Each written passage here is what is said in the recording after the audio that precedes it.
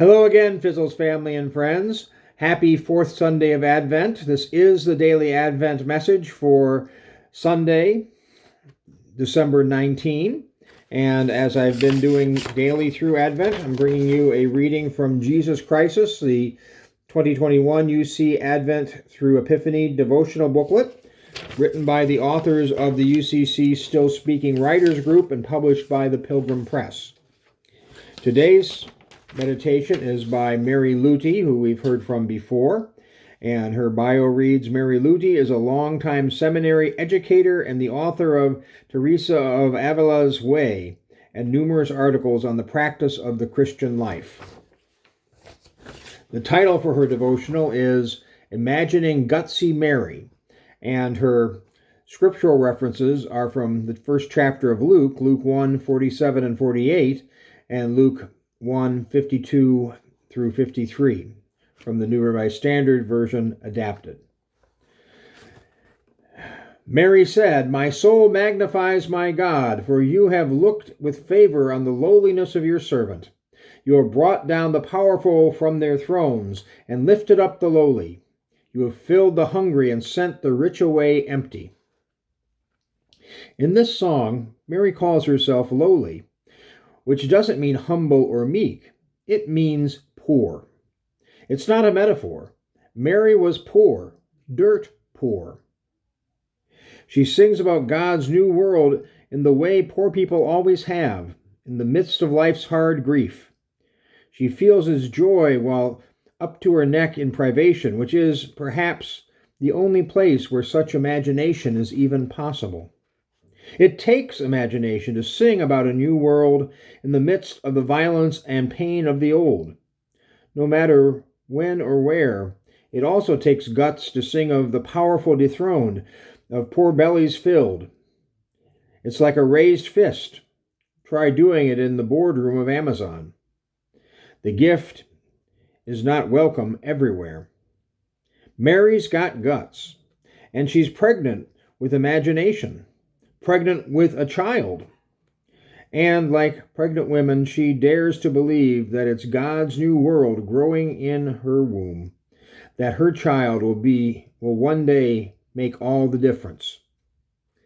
You don't have to be pregnant to imagine like Mary, but we can't imagine at all if we won't relinquish our privilege and confess that things aren't the way God intends, and that we're part of the problem. If we can't contain our avarice to receive the dream with uncluttered hearts, if we never find true solidarity with the dirt poor, with Marys everywhere, and if we can't imagine, we can't hope. And if we can't hope, we'll only fear.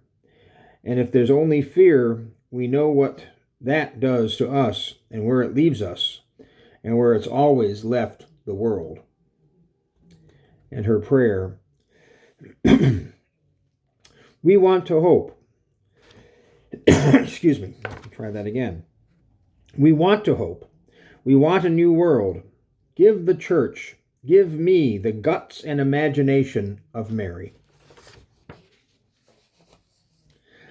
Well, we're moving closer and closer to Christmas. It's less than a week away now. And so I look forward to continuing these Advent messages and then messages through Christmastide and Epiphany.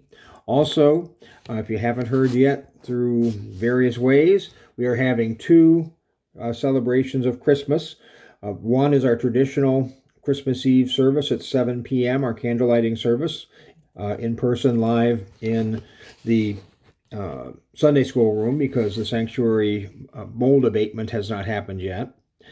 And hopefully that will happen soon, but it's not going to happen by Christmas. That would be a Christmas miracle that I don't believe is happening, but remember that God is with us everywhere and anywhere. So also then, we will be filming a video service, and I've invited all who want to come to worship on Thursday, the 23rd of December, and that service will be held at 4:30 in the afternoon. It will also be a candle lighting service. That will be the service that will be videoed and then uploaded so people who can't come to church can watch that anytime they would like to beginning on Christmas Eve. And I do need some people to help, particularly with standing in front as we light candle to candle during the singing of the final carol, or the carol that we light the candles on. But even if you don't want to stand up front to be filmed lighting your candle, you're more than welcome, you're very welcome, to come and worship with us on the 23rd at 4:30 or at the 7 o'clock worship on the 24th. We're also going to have a Zoom gathering at 4 p.m. on the 24th for people who would like to have, if not an in-person, but at least a live interaction on Christmas Eve that may not be able to come to either of the services. And so that's the rundown for Christmas week, followed by, on the 26th, we'll have a service of lessons and carols, where we'll hear the story of Jesus again. Jesus is coming, the foretelling of Jesus is coming, and Jesus' impact on the world, interspersed with favorite carols. And there will be a brief meditation that I'll provide. And so, as we get ready to celebrate again the coming of Jesus into the world, I look forward to sharing experiences with you online and also in person. But remember to stay safe, stay healthy, and stay strong. And remember that God is continuing to bless us all. Goodbye for now.